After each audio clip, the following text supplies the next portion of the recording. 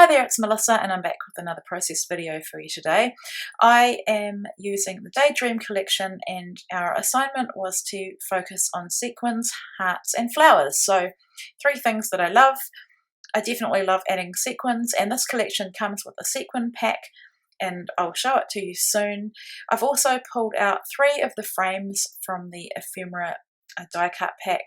I've got this beautiful rainbow and bold sort of feather and leaf paper called Up in the Clouds, and I've pulled these 2 pieces as well, but I don't end up using the cut apart sheet.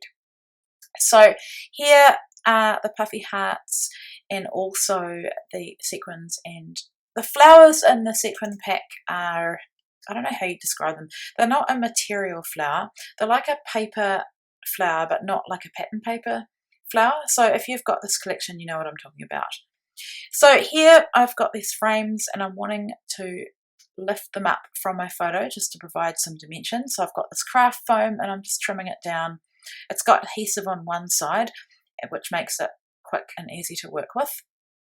And these photos are of my daughter Azaria turning 11, and it was at the end of June, but she had her birthday party in July, and so that's middle of winter for us here. So the photos are a little bit dark. I've lightened them and brightened them, but I really wanted to use them with this layout. Now, she is not an overly girly girl. She wouldn't really want me to scrap her with a whole lot of pink, and so when I showed her my intention to use this beautiful navy paper, she was really excited by it. So as your kids get older, it definitely helps if they are loving what you're intending to do for their page. So here I'm just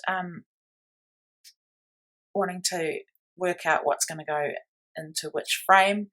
The circular frame is really beautiful. It's got some floral detail on it, and I think because of the way that I had printed my photo, I didn't have much extra space on the outside of my photo, so I decided not to put that one behind some dimensional adhesive.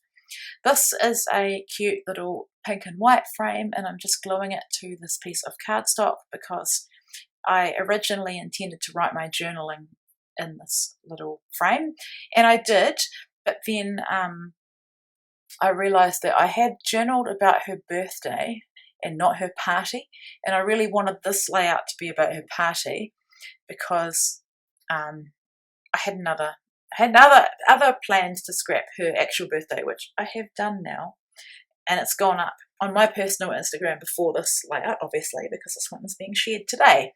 So anyway, often I'm quite mindful of the stories that I want to tell, and yeah, if my journaling's not going to go with the photos, then I'll fix it. So that little rainbow ephemera piece, I have stitched some sequins onto it. I just do a back stitch, and I did it off camera just to make sure it was going to work. So I've got 2 rows of stitched sequins, and then I've got 2 rows of chain stitch or chain link stitch. And if you follow the Cocoa Vanilla Studio Facebook group or community, you'll probably see that someone had asked what DMC embroidery floss went with this collection, and they were in lockdown, I think in Victoria in Australia, and so I was intending on doing this anyway, and I went to my local Spotlight and I colour matched. I took the I took the 6x8 paper stack in with me, and then I was able to colour match, and Azaria actually helped me do it, and it was quite fun. And so because I had done that and I had all those threads there, I was really keen to get them onto a layout. So here I am using, I think it's some white acrylic paint. I wanted something to create a transition between those frames and that bold paper, and so I'm just painting this on. I think I'd wet my brush to start with to get the paint a bit thinner, and then what I'm finding is that as well as being a sort of transition between the two, it also provided a place for me to do a little bit of mixed media.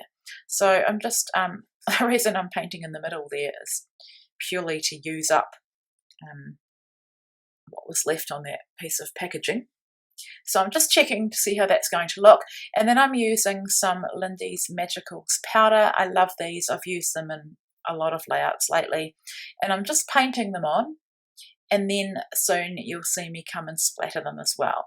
So I think when you paint them, they're not as sparkly as if you splatter them. I don't know why, or it could be just the acrylic paint behind them, but yeah, it could also be because I'm using such a dark background. So just drying them off with my heat gun, and I love watching mixed media dry quickly. It's quite rewarding instead of having to put the layout down, walk away and then come back. So that's dry now, and you'll see that these are not by any means perfect. I did get a darker sort of reddy pink colour to add some darker splatters because I felt like the other splatters were getting a bit lost on my page. So drying them off, and you can see that they dry a bit more sparkly and darker. So I'm happy with that. Then I got my favourite gold Lindy's Magical as well. I think, what is it called? Sleigh bells, golden sleigh bells. It's, yeah, it sounds like a Christmas one, but it's just, I use it a lot and it goes really well with this collection. So there I've got my title. I've used O from the die cut titles, and then that happy day was happy days, but I cut the S off because this is about one day, not a whole lot, and that's my way of making it really focused on a birthday layout. So I'm not an overly themey scrapbooker. I find that I can scrapbook any kind of birthday layouts without having birthday product, and I can make most collections work for a birthday layout. So when you're working with a beautiful collection like Daydream, you want to think about a different range of memories that you could be recording. So I'm loving that. I've popped those the title words up on dimensional adhesive, and now I need to add my heart. I've got my sequins, I need to add a heart, and I love those puffy hearts. They've got a corduroy kind of look to them, and they're slightly sparkly. And I asked Azaria which colour she would like, and that's the one she chose. So here now you'll see my journaling. That is the wrong journaling, and I'm needing to cover it up. So it did take me a bit to make this work.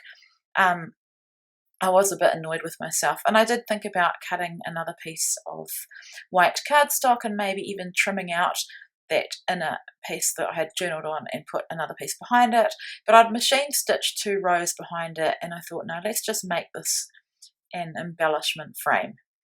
So then I needed somewhere else to add my journaling, so I've cut one of these little cut apart labels off the cut apart sheet, and I didn't have too much to say really. I just talked about it was her birthday party, and they went to the swimming pool, her and her friends, and then came back to our place for cake. So that, I'm quite happy with that journaling. I'm not loving the little gap that I've got on there, but I'll fix that soon as well. So I've added a tab from the sticker sheet to the top of that frame. I think I felt like I needed to add something else to that frame because I'm adding a lot of florals to the other 2 frames.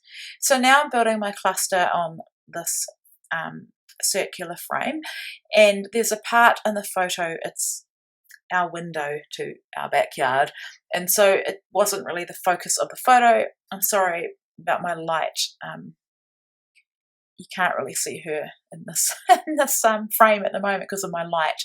But anyway, there's empty space in the photo, and it's a perfect place to build this cluster, and I think it looks better on the left side anyway.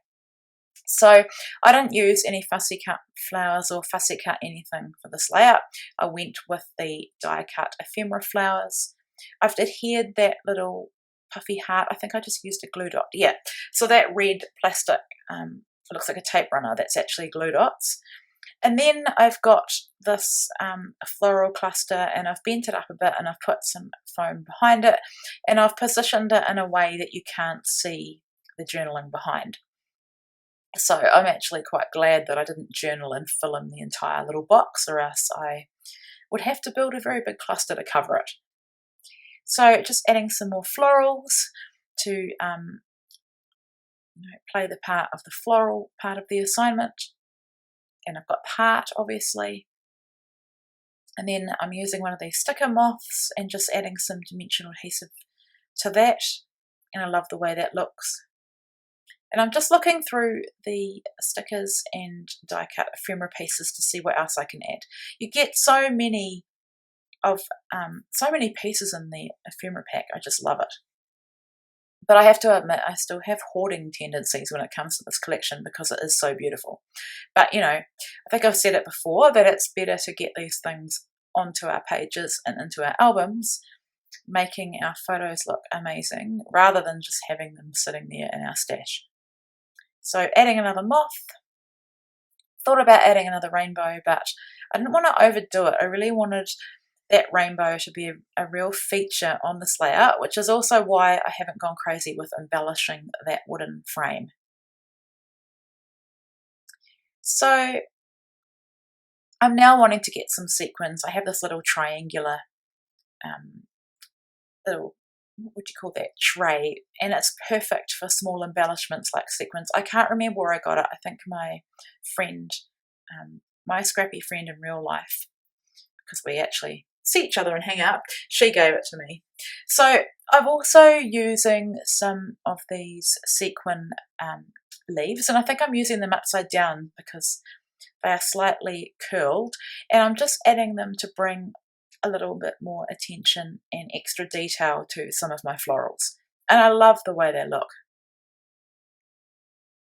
And that's my final layout. So I did off camera sprinkle some more sequins through the layout. I thought that I was finished, but you know, sometimes we look at things after we're done and want to add a little bit more. So yeah, thank you so much for watching, and I hope I've inspired you to use the flowers, sequins and hearts in this beautiful collection.